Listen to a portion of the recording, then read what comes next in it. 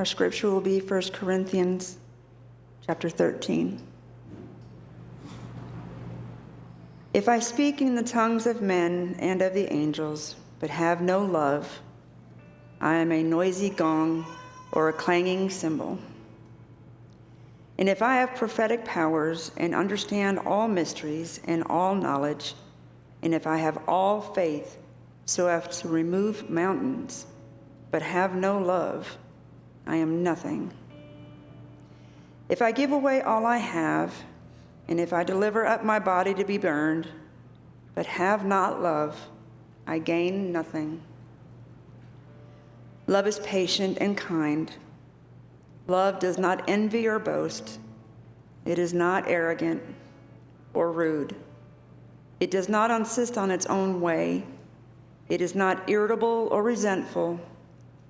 It does not rejoice at wrongdoing, but rejoices with the truth. Love bears all things, believes all things, hopes all things, endures all things. Love never ends. As for prophecies, they will pass away. As for tongues, they will cease. As for knowledge, it will pass away.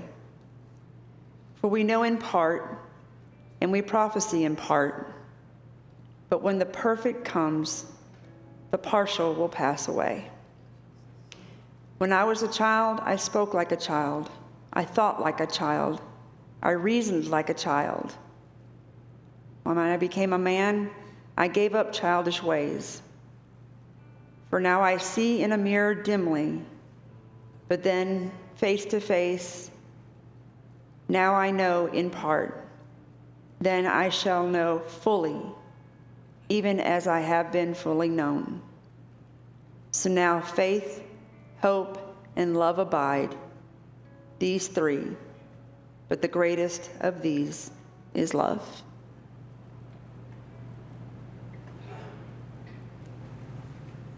You may be seated.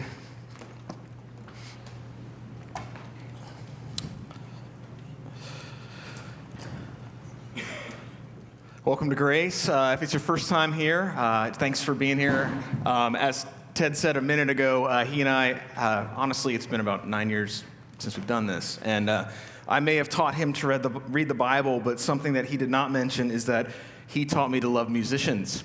Before I thought they were just kind of artsy and odd, and they are artsy and odd, but also lovable. So it's great just to have him here, and thanks for making him feel welcome.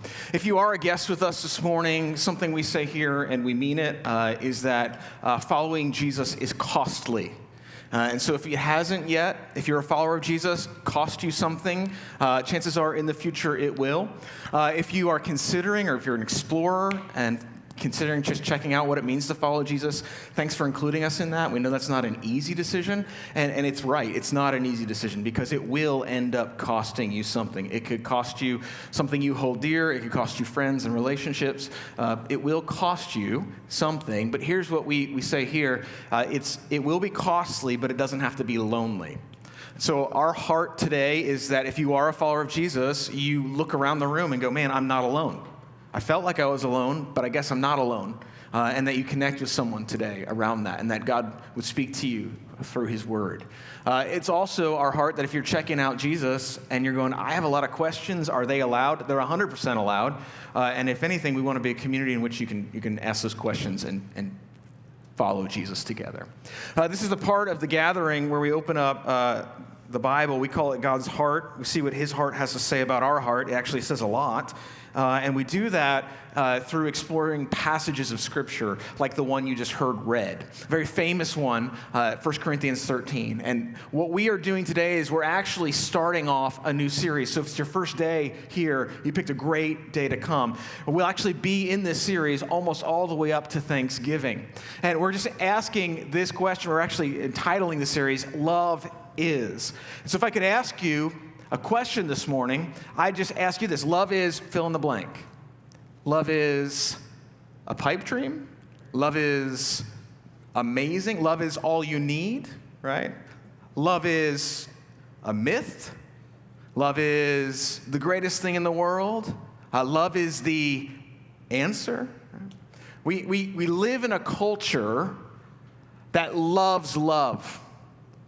We live in a culture that attempts to fill in that blank everywhere you look. In fact, if you were just to look at some of the things that we've created from Hollywood or from our movies, we find that love is all throughout the movies. I don't know if your favorite love story is up here or not, but I brought some pictures. Click it again. There you go. There's a few there, some from the 90s. Maybe you weren't born yet, but they're also good. You can go back and take a look. Also, love is what we aim our technology at. We've got AI and apps and anything that you could need to try to find love. We look for it in our films. We look for it online. And we also love to sing about love. We love it. It's in our music. And so I thought maybe we could just start this morning a little bit by taking a look at these next slide and this music and going, hey, maybe you've grown up singing some of these. Maybe you've grown up, and for you, when you think about love is blank, maybe these phrases pop to mind. So maybe I thought we could play a little game a little bit this morning. And so if you're old enough and you remember, love, what is it? What? Good for. Some of you are old. That's right. Absolutely nothing, right? Here's another one. When we're hungry, love will, anyone? Man, keep us alive, right? Yeah, that's the 80s, okay? Some of you weren't following Jesus, or you were following Jesus and not listening to that, I guess. What else we got? Come on. I don't care who you are, where you are from, what you did, what? As long as you love me. That's the late 90s, early 2000s. Anyone know this one right here? And I what? Will always love you. Okay, a little bit of love there for that. What about this one? Your love is my drug. That's right, it's Kesha, right? Isn't that right, Kesha? Did I get that right? Your love's my drug? Excellent, right? We have a lot to say about love. Not only does secular world claim to say things about love, but the church claims to say a lot about love because Jesus actually had a lot to say about love. In fact, in a story, maybe you knew this because you grew up in church, maybe you've never heard this before, but in a story where some lawyers were talking to Jesus about the law, like what God wants, and they said, what's the law? Like, what are the rules? How do I live and follow God? What's the law, the thing that kind of just boils it down? When Jesus was asked to boil down the whole Bible, here's what he said. He said this, you shall love the Lord your God with all your heart and with all your soul and with all your mind. This is the greatest and first commandment, and the second is like it. You shall love your neighbor as yourself. Jesus comes along and says, you want to boil down the whole Bible? You want to boil down all of what it means to follow God and to know God? Love God and love others, especially your neighbors, because they're the hardest to love sometimes, right? Sometimes loving your neighbor and loving your enemy are the same, right? So Jesus is like, that's what it means. I'm going to boil it down for you. In fact, before he went to the cross, the night he was with his disciples, he looked at them, and here's what he said to them. He said, a new commandment I give to you, that you love one another just as I have loved you. You also are to love one another. By this, all people will know that you're my disciples. Not by if you go to church, not by if you know all the right rules. He goes, by this, by love, people are going to know if you have love one for another. Jesus goes, you want to know what all of following me is like? You want to know what we could boil all of the Christian life down to? Not just all of the Bible, but all of following me. It's going to come down to how you love one another and whether or not that reflects the type of love that I have for you. Our culture loves to sing about love. We love to watch stories about love. We love to talk and think about love. We love to look for love. Jesus talks about love, which begs the question, if it is such a collective cry of the heart of humanity, if it's such an obsession of our culture, and if it's such a central part to what Jesus said, if it is the answer, then why is it what's so often missing? If love is all we need, if love lifts us up to where we belong, if love is the central message of the Scripture boiled down, Why? Why is it so absent from our communities? Why is it absent from our family? Why is it absent from our marriages? Why is it absent from our churches? If we think and we know that it's the thing. We live in a day and age where there are more people alive on the planet than have ever lived alive on the planet that we know of before. So many more people. It's like millions, billions almost, right? And yet, even though we have more people, we do not have more love. That's not how that works. More people, and yet we're not going, hey, there's so much love in the world. Why is that? Well, I think one of the reasons is that oftentimes when we talk about love, it can be confusing. It can be confusing. In fact, if you try to talk about love, maybe you're already thinking this way as I'm talking this morning. When we talk about love in the English language, we often are lacking the vocabulary. And we try to put other words to it and things on it. We'll say, I really love you. I really, really love you. Like love. Like, you ever done that? Double repeat it, like love. Love, like that kind of thing.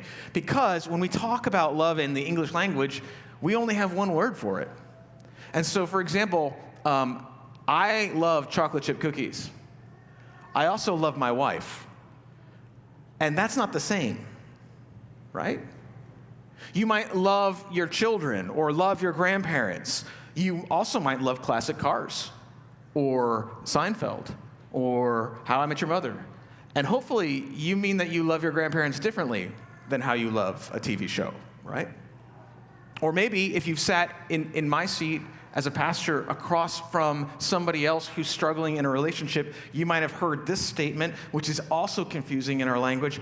I love them, I'm just not in love with them. To which we go, what? And also, oh, I kind of get it, right? This is where the language of the Bible helps us out. Not necessarily because the Bible was so much better, but it was written during a time in which the language was better.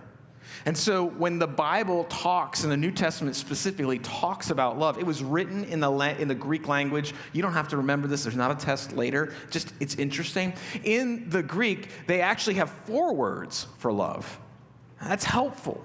It's helpful. You say, well, why? Because it helps us think differently about love. And it actually helps the Bible be a little bit more specific when it talks about the type of love. In other words, is 1 Corinthians 13 about ice cream? Or is it about my wife? Or is it about my neighbor? Or is it about even God, right? And so just, again, there's not a test, but just to set up where we're going as a series, and by way of helping us think through this, there's 4 words in the Greek language. The first one is this, it's storge. Storge. Can we say that together out loud? Storge. Great. You guys are learning Greek. It's awesome. Storge. And it means this. It means like affection, kind of like a natural or familial love, such as the love of a parent towards an offspring, right? I love my children because they're my kids. I don't expect you to love my kids the same way that I love my kids. I will tolerate things and noises from them that you wouldn't either, right? Because they're my child. They're the ones, like, I'll like actually bend over backwards sometimes for them in ways that other people wouldn't, because there's that connection. The second word is this, it's phileo. And so if you think about Philadelphia, the city of brotherly love, supposedly. Have you ever been to a sporting event in Philly, right? Yeah, very loving people. Philadelphia means brotherly love. It's a friendship love. It's a love that comes from standing side by side and looking at something and going, that's great. And they think it's great too.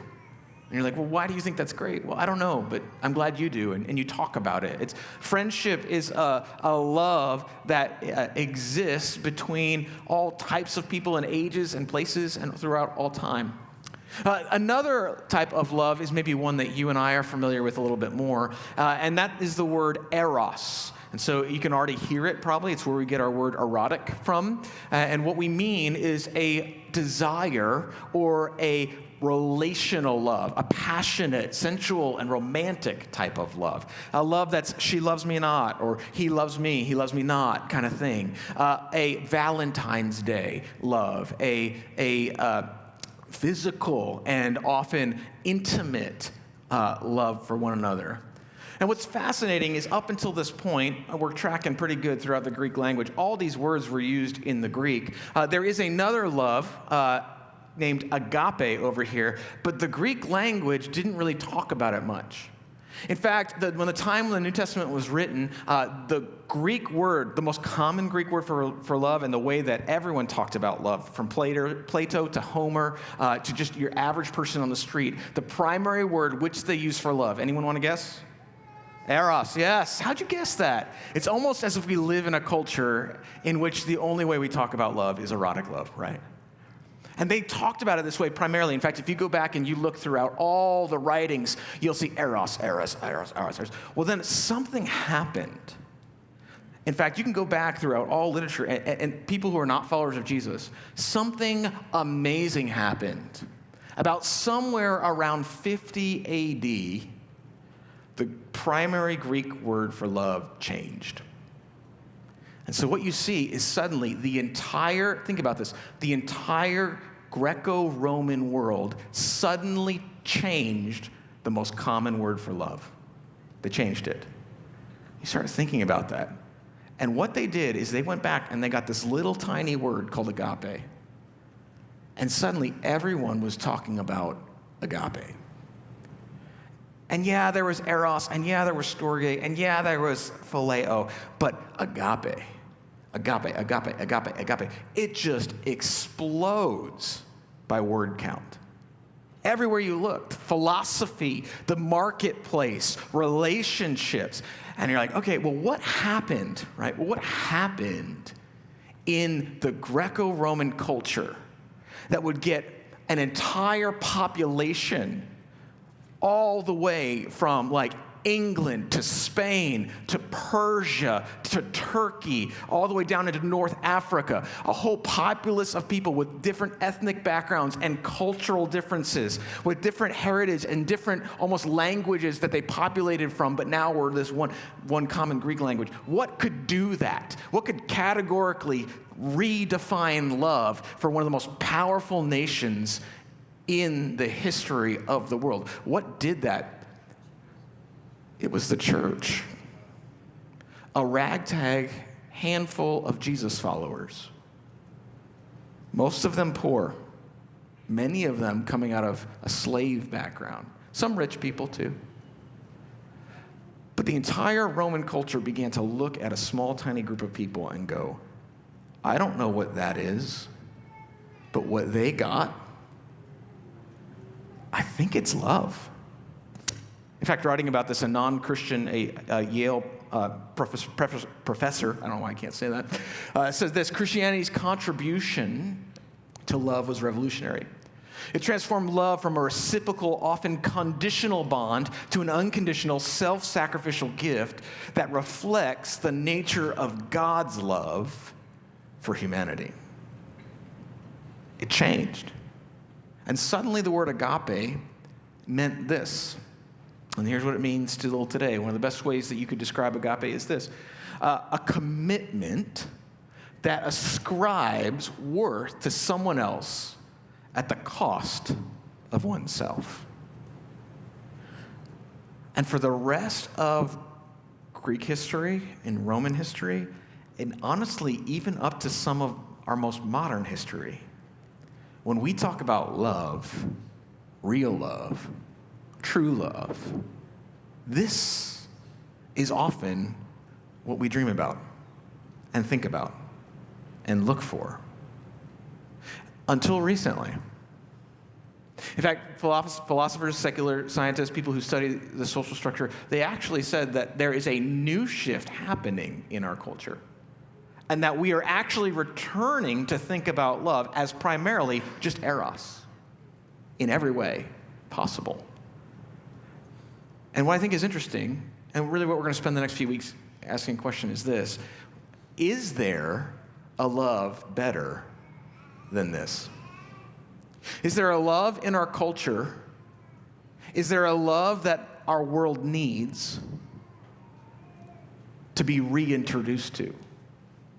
Is there a love that we need to kind of redefine again? Is it time for a small ragtag bunch of Jesus followers to suddenly so get a hold of what's gotten a hold of them that quite possibly could it happen again? Could our world suddenly go, all that stuff we sing about, that's great. It's a real thing, but there's something better. There's something out there that matters, right? Is there a love better than this? 1 Corinthians 13 is by a guy named the Apostle Paul. And in this text, here's what he's going to say. Yes, there is. His proposition is there is a love that exists that apart from it, he's nothing. That there is a love that matters so much that has the potential to actually change how you and I think about love, how our world defines love, and how really we relate not only to those who we care about and quote unquote love, but also our enemies too. And so for the next few weeks, we're going to take a look and just go, what would it look like to allow God to fill in the blank in my life when it comes to love? Paul would say this, that what we're talking about is essential. Love is essential. And so just for the short amount of time that I have left today, this is just the introduction, okay? You're like, we're going to end, and you're going to be like, well, I don't know if I have all my questions answered. Good, right? That's the hope. We'll come back for that. You can listen online, you can follow up. But today, here's all I want to do. All I want to do, I want to show to you from the Bible and from what he's talking about why we need it, why this is so important. Because I don't think if we understand why it's important, we would even care. I think if we're satisfied with just how things are, am I really looking for anything? It has to be essential. It has to be something that's not just optional or just on the side or just, okay, maybe someday, one day that'll happen. But it has to be something where we go, this is honestly the foundation for who we are as followers of Jesus and maybe what our world absolutely needs. And here's why I think this is so important that we would understand it's essential. Because when you start looking at the Corinthian church, here's what you'll find out. They were an impressive church. They were very talented, great musicians, very intelligent. Corinth was a town where no one was from. Everybody was from somewhere else, so think New York, right? And it was kind of a melting pot of all of the Roman culture. And because of that, it was on the crossroads, northwest, southeast. You couldn't go anywhere in Rome, really, without passing through Corinth. And so it was the center leading cultural place. And so these are off, often followers of Jesus, and also really not well off, as you find in those cultural centers. People who are able to get ahead and have like a career. That's where you went to succeed. You went to the city of Corinth to get ahead in life, whether it be the marketplace or whether it be military or whether it would be scholastics. These guys were well-educated and well-eloquent people. You could go to Corinth and hear some of the best music, some of the best preaching. You could also find some of the best fighting in the church and some of the worst followers of Jesus. And Paul writes to them and goes, guys, you know what's missing? What's missing from you is love. And we take this passage and we read it at weddings, and we put it, if you're a follower of Jesus, we put it on like dish towels and on plaques, right? And bookmarks and greeting cards. And we think of it as very inspirational. But that's not at all how it's written. He writes to them in a way that actually might make them different. And here's the temptation, and here's what I think we're in danger of. If you're a follower of Jesus, if you grew up in the church, that we would hear 1 Corinthians 13 week after week, and we would think that it's just something nice to put on our stuff, and we never put it in ourselves. Or that it's simply decoration, when it ought to be the definition of a follower of Jesus. Hey, here's what he says when we're talking about essential. We're going to look at the first 3 verses today.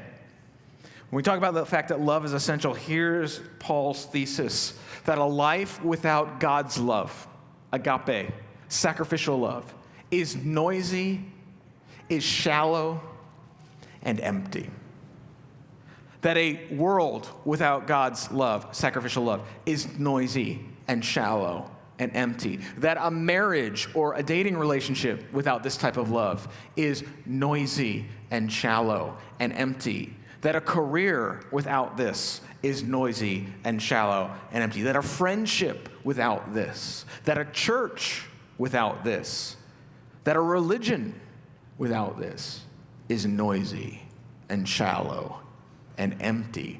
And some of us go, that's my history too. That's my reality. Let's see what we can learn. He starts talking about this. He goes, hey, without love, life is just noisy. In verse 1, he says this. He goes, if I speak with the tongue of men and of angels, that would have been spiritual talk, but have not love, I am a noisy gong or a clanging cymbal. And so what was going on is there were very eloquent speakers. There were some people who were claiming to know the language of God. And here's the thing, if you claim to know the language of God, oftentimes that can lead to you going, I have a special connection. Like I got the hotline, the direct connection. Like I'm speaking the same language. God's got to interpret your prayers. He doesn't have to interpret mine, like that kind of thing, right? I know no one has ever used super spiritual language in this room, right? Or to make ourselves feel better. But that's what was going on. We would think this automatically of maybe TED Talks, people who talk really well. It's like, you talk good, right? That idea is, oh, you're intelligent, you're well thought out, you certainly have high standing, what you are saying matters more. And then in spiritual world, right, sometimes we just say things spiritually. Like, I don't know if you're exploring Jesus, but if you've ever walked into a church and go, well, if I have to talk like that, I'm not sure I can be a follower of Jesus. Because I don't know the words, and I don't know the lingo, and I don't know how all these people are brothers and sisters, right? And I'm not sure they act like they're brothers and sisters sometimes. But that's like, right, we tend to use spiritual language sometimes and go like, oh, yeah. And what Paul says is I could do all those things and it actually be a lot of noise. In pagan Greek temples, in fact, in Corinth, you could go into a temple. And what they would do when they started off their worship service, they wouldn't have Emily stand up here and say welcome. They would actually have a gong. I'm glad we have Emily. But they have a gong, and they hit the gong. And if you can imagine, there was incense, right? And so it was a whole vibe, right? It's just like incense and candles, and they're hitting this gong. And they would do that because they believed that by hitting the gong, they would get the attention of the gods. That suddenly these spirits would go, oh, there's some people there who want us there, right? And what Paul is kind of doing is saying like, hey guys, all your talk, all your preaching, all your singing, all your impressive speech, without love, it's just noise. It's just noise. That's all that it is. In fact, talking about this a little bit, Jesus says in Matthew 6:5, he's talking to a group of people, he says, and when you pray, you must not be like the hypocrites, for they love to stand and pray in the synagogue and on the street corners so that it may be seen by others. They love something, right? What do they love? They love the attention. They don't love God. They're going, I want to be seen. I want to be heard. I want to be known. I want the likes, the follows, and the subscribes. That's what I want, right? I'm looking for that. James, talking about followers of Jesus, he says, hey, know this, my beloved, that's the word agape, my agape brothers, let every person be quick to hear, slow to speak, and slow to anger. What's he saying? He's like, how you talk actually matters more than often what you're saying.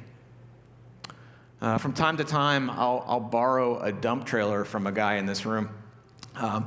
And he's gracious enough to let us use it. And I'll haul it around. And here's something that I've noticed. Like, this is empty over here. This is full. If you've ever pulled a trailer before, one of these is louder than the other. Do you know which one it is, if you had to guess? Empty. That's right. If I'm pulling an empty trailer, I go over a bump. It sounds like the wheels are coming off. They're not, don't worry, right? But they're not like, it sounds like it's just clangy. It's so loud. You throw some weight in that bad boy, it's just smooth all the way. If you do it right? That's the goal. It's just quiet all the way. What Paul is saying is that our lips and our lives are a lot like this trailer. That if it's empty of love, it's just loud and it's just noisy. And some of us are going, we know people like this, right? Hopefully you're not elbowing them. That's not, right? That's not loving either, right? So but a life full of love oftentimes is one that says something. In fact, what Paul is saying is he's saying it's entirely possible that we might live our entire lives and say nothing of value. Now, I don't know about you, but I know this about me, so maybe it's true about you. I realize that the world in which we live is full of noise. Oftentimes I forget why. Sometimes I'm like, I don't know why. But what Paul is saying is that much of the noise that we encounter in life is really just a lack of love, a lack of sacrificial, godly love. So if we get online, think about all of the voices and all of the messages and all of the tweets, or whatever they're called now, right? And all of the text messages. Think of all of the data and posts and comments and everything that we have accessible right in our pocket. We could pull it out and we could pull it up. And oftentimes I get off of being online or screen time and I go, that was so loud. That was so noisy. Why in the world? Because most of it lacks love, right? It means you could be an influencer and you could have a following and yet never actually say anything. Some of us live in a noisy marriage. Some of us have a noisy relationship with our neighbor. And it just seems like no matter what you're saying to them, it's just loud. Oftentimes it's because it lacks love.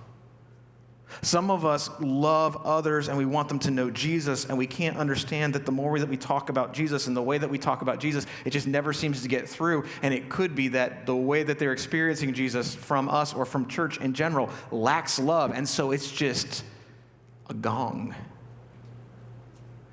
For some of us, we have people in our lives who talk to us and we tune them out.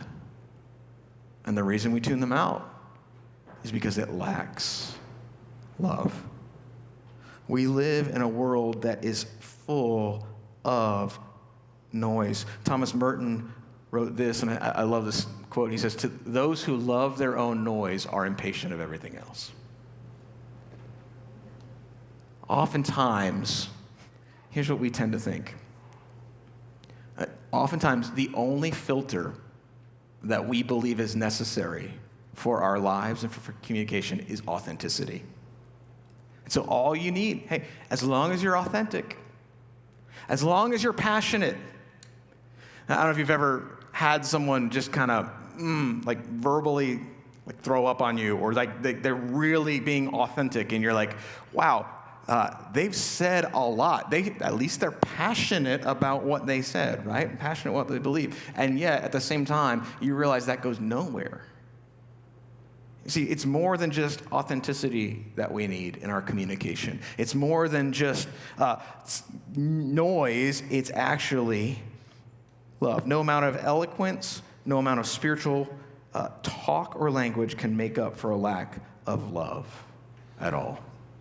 In fact, the language of God isn't some kind of mysterious thing that people don't understand. In fact, most people understand the language of God. It's called agape love.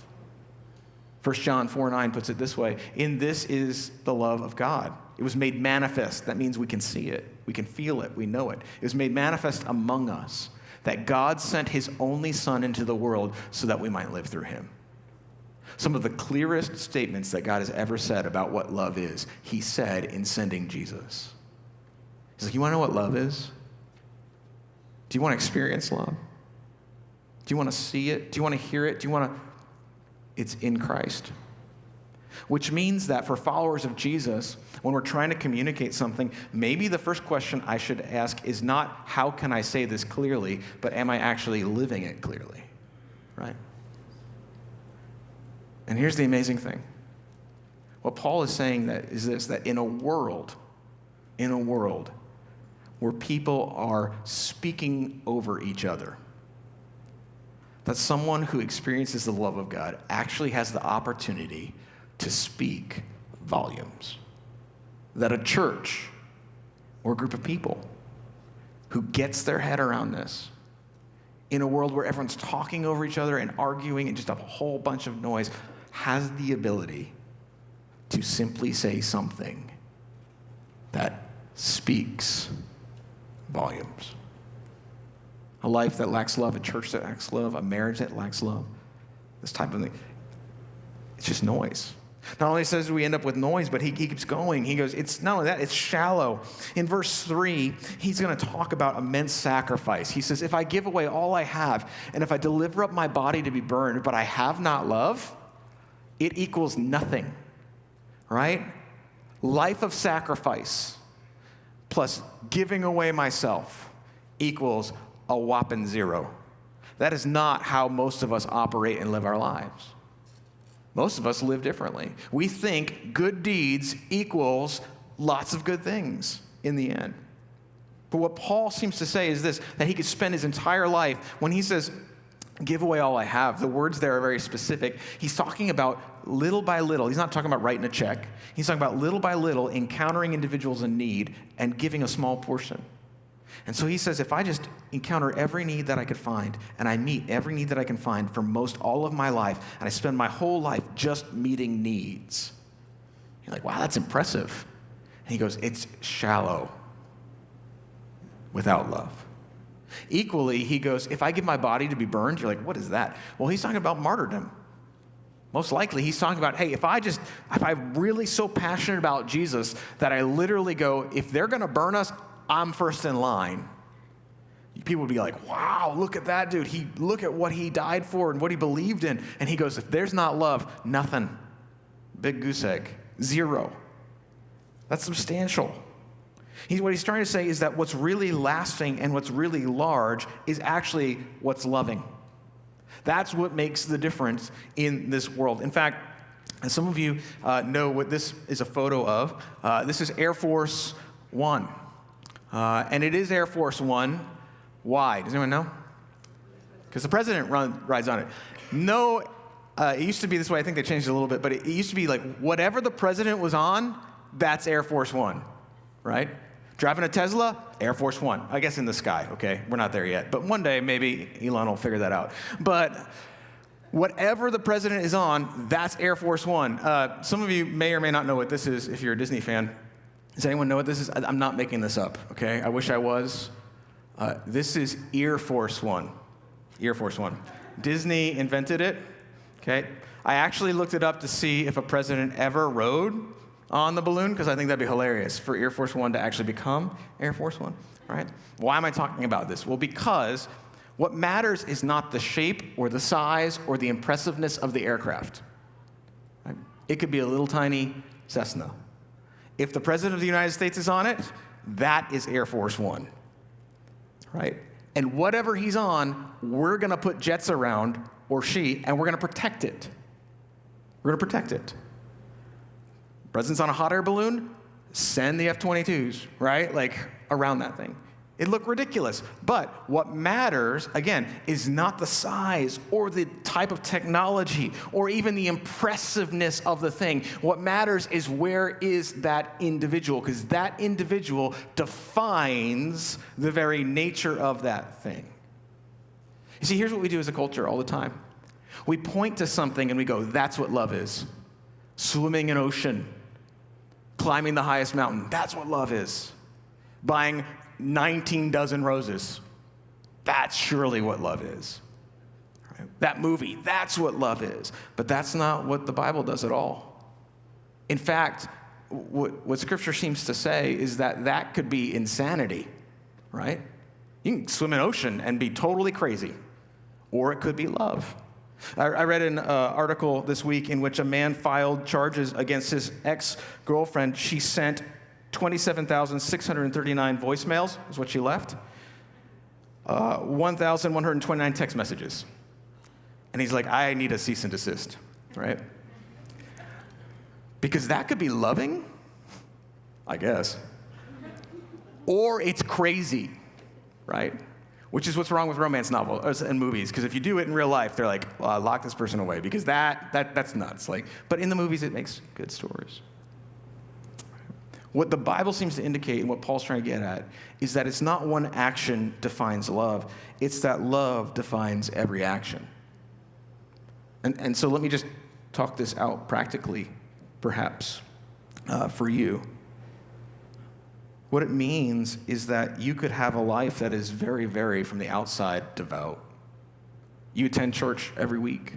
You give your things away. You serve at orphanages. You spend your whole life in relationships where people talk well of you.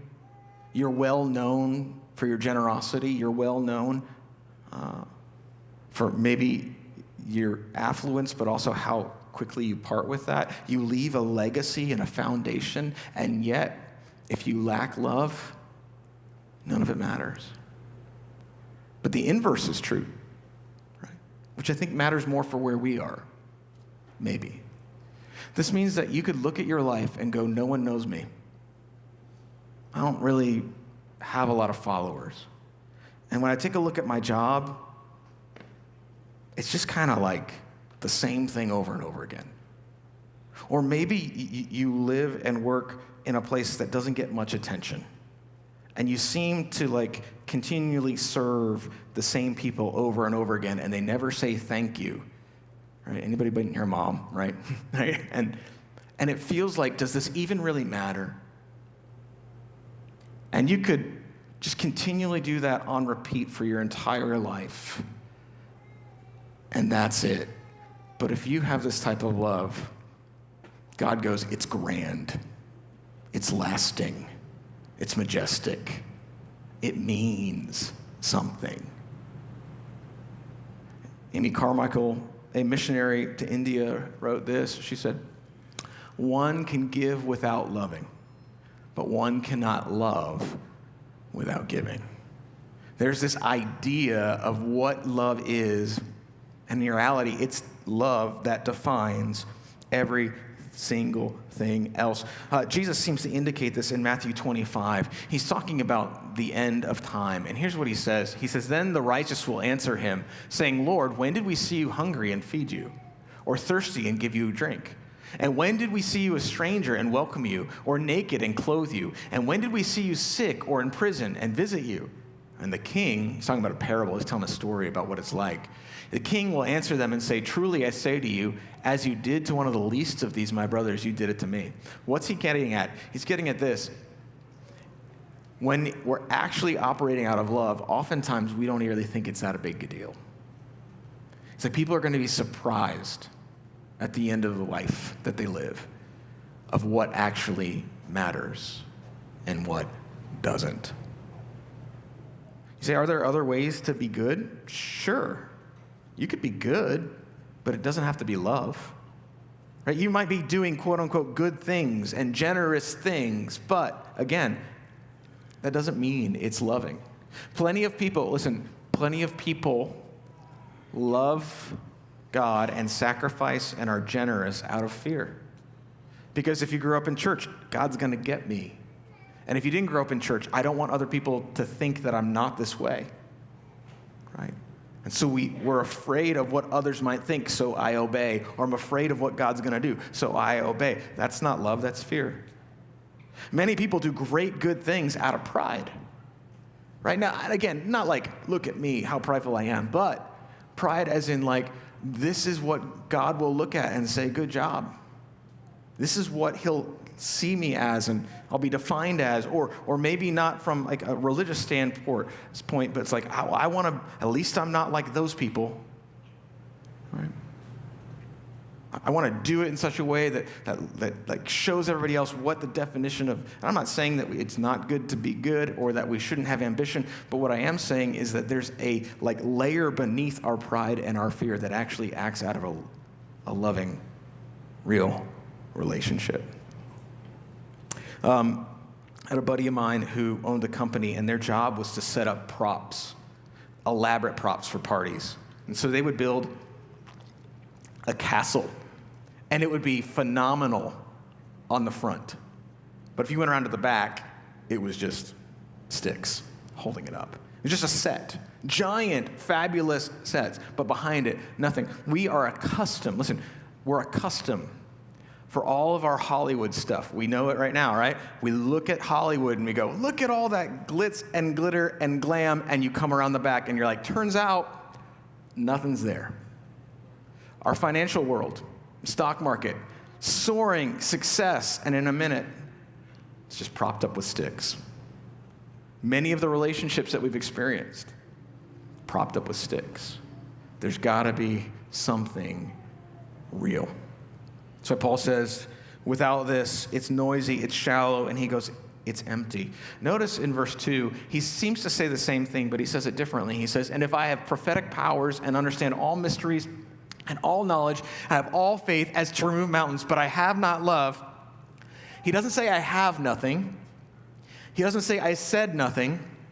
He doesn't say I did nothing. What does he say? I am nothing. He's not talking about what I do and what I say. He's talking about my identity. He's saying that without this, I'm really missing who I am. Now, we talk about self-esteem. The word esteem literally is the same word where we get our word estimate from. And so when you estimate something, you're measuring it. And so when it comes to how we esteem ourselves, what we're really saying is this: there's something by which I measure myself. And many of us, we go around the room. We're not, right? Thankfully, you're like, okay, whew, good. We can go around the room and we could say, how do you measure yourself? Some of us might say it's my career. Some of us might say it's our financial success. Some of us might say it's our children and how well-behaved they are. Some of us might say it's how much we know about the Bible, or maybe it's our faith, right? And Paul goes, no matter how you estimate yourself, if you are not measuring it by sacrificial, godly love, it's nothing. You're nothing. In other words, there's something that can actually hold the weight of your identity. This is good news, because everything else I just mentioned, if you put your identity on it, it will crumble, right? If you tried to literally storm a castle and it's just a set propped up, it's going to crash down and there's nothing behind it, right? Literally, most of our identities, we build them out of sticks. We prop them up and we go, that's who I am. And when they crumble and fall apart, we go, who am I? Really? And so when our marriage falls apart, who am I? And when we're broken penniless, we go, who am I? And when the career that I thought I was going to have no longer happens because I got an injury or I didn't get the promotion, who am I? Or when our children leave the faith, who am I? Or when they leave the house, who am I? There is a love upon which you can build your identity. You say, really? Well, I've been looking all over and I can't seem to find it. Most of us seem to put it in the wrong thing. So there's no amounts of knowledge or faith that you can throw at it. In fact, Jesus says this in Matthew chapter 7.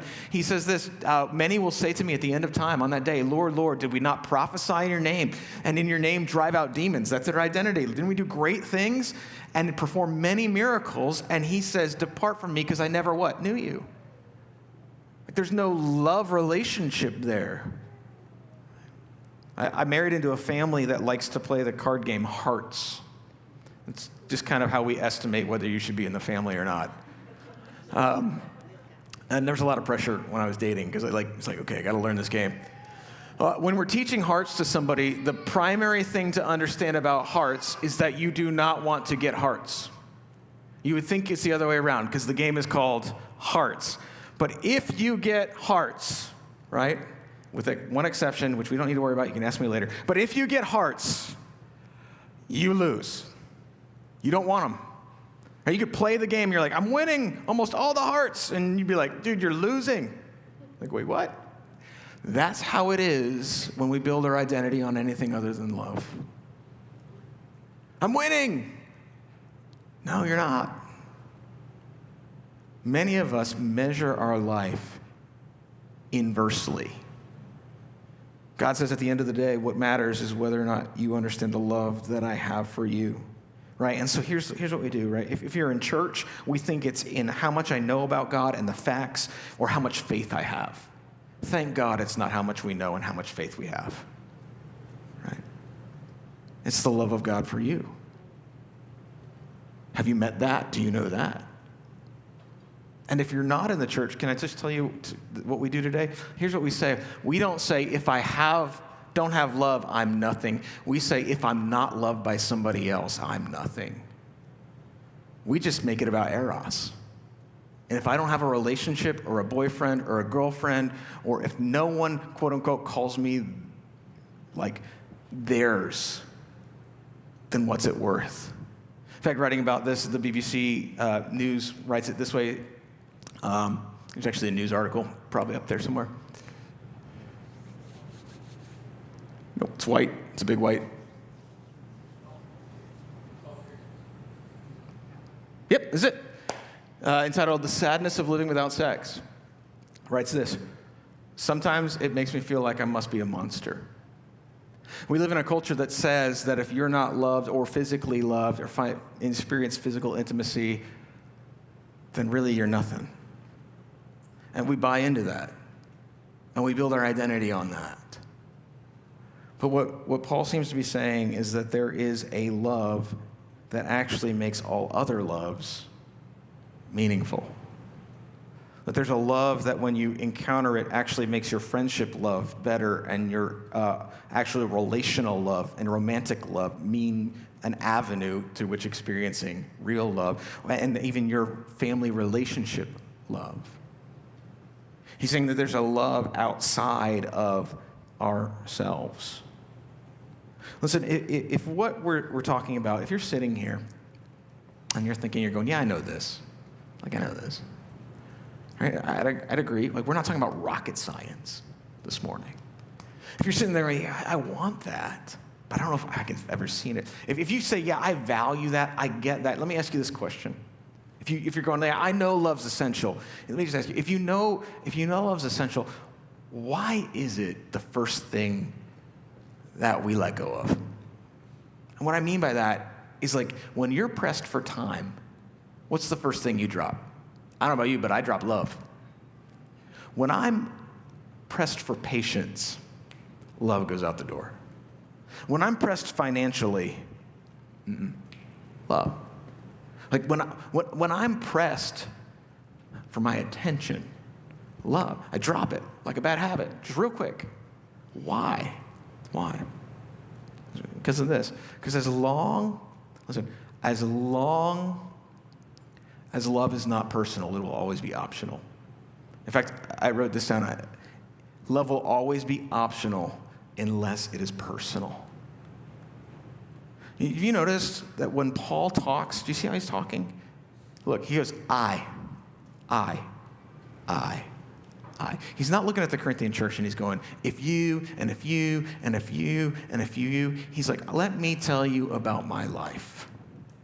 Let me tell you about what I've come to know. Not know up here, but know in here. He's like, let me tell you about something that I have personally experienced. I have found a love that without it, I'm nothing. I have found a love that everything that I do in life doesn't matter an ounce if it's not this. He's not sitting up there and going, do this, don't do this, do this, don't do this. He's sitting there with something beautiful and precious and going, let me tell you about this treasure and this amazing thing that I have found. And regardless of whether you believe it or you have it, because the Corinthians didn't have it, he goes, let me tell you what I have found to be true. I have found a love that is essential to this world and the world beyond. And the reason he can say that is because love is not a theory to him. Love is a person. It is a relationship with the God of the universe. Right? It's personal. And until it's personal for you and me, it'll always be optional. It'll always be something we aspire to. But listen, a follower of Jesus is someone who's come face to face literally with love itself. It's who God is, and it's what he's done for you. 1 John 4:9 puts it this way. Beloved, agape, let us love one another. For love comes from God, and anyone who loves is born of God and knows God. That's what 1 John 4, 7, and 8 actually say, because God is love. So you cannot experience, you cannot have it. Your life will be noise and shallow and empty apart from coming to know God. And as the band comes up, I would say this, that on the cross, right? Love in our culture, we talk about binding it. Love always talks about binding itself to someone, like always and forever and never let you go. Like the God of the universe doesn't just talk about it, he did it on the cross. He bound himself to you and me, enemies, right? Love always says, hey, I'd climb the highest mountain, I'd swim the deepest ocean, I'll cross the driest desert, I'll do that, I'd die for you. And the God of the universe goes, I did that. I did that. I did that. So that you might have love. So that you might not just know it, but live it. One of my favorite childhood stories is The Velveteen Rabbit. And in it, the author says this, real isn't how you're made, said the skin horse. That's like a rocking horse. It's a thing that happens to you. When a child loves you for a long time, and not just to play with, but really loves you, then you become real. Keeps going, says this. Weeks passed, and the little rabbit grew very old and shabby, but the boy loved him as much. To him, he was always beautiful. And that was all that the little rabbit cared about. He didn't mind how he looked to other people because the nursery magic had made him real. And when you're real, shabbiness doesn't matter. Listen, that's just a nursery magic story. Do you know what I've learned as an adult? That there's a real story in which a real God who made you, loves you with all your shabbiness, and died on the cross so that you might really know him, so that you can become real. Not noise, not shallow, not empty, but speaking with him, filled with him, matured by him, so that you might overflow with that love to others. We'll talk about what that looks like in the weeks to come. I'm going to pray, and as I do, if you need prayer this morning, if there's just something on your heart, whether you need to take a step with Jesus or just need another person over to your left, my right, over there, are people with tags. They're part of a prayer team. They're not there to intimidate you. They're just there to help you. And so if you need someone, as we stand and sing, and when we're done praying, we'll stand, we'll sing. No one's going to look. You can make your way over there. They're there to serve. Let's pray. Let's ask that God might help us understand the essential love that he has for us and why we need it. Father, I pray that we as a people might believe and do more than just believe, that we would actually build our life around the fact that you love us, that you died for us, and that it wouldn't be a theory, but that we might actually meet the God of the universe at the foot of the cross this morning. God, I pray that we might be a church and a people, homes and families and relationships that speak of all three loves that our world knows, but actually a fourth one too. A sacrificial, selfless love that only comes from you. Would you fill us up with that this morning so that it actually overflows out of our lives? So we don't have to make it up or fake it, but that it might be real. And for the person who's here and they've never experienced that, and you're calling to them, you're like, hey, I love you, I died for you, would they actually let themselves be loved by you this morning? It's in your name we pray. Amen.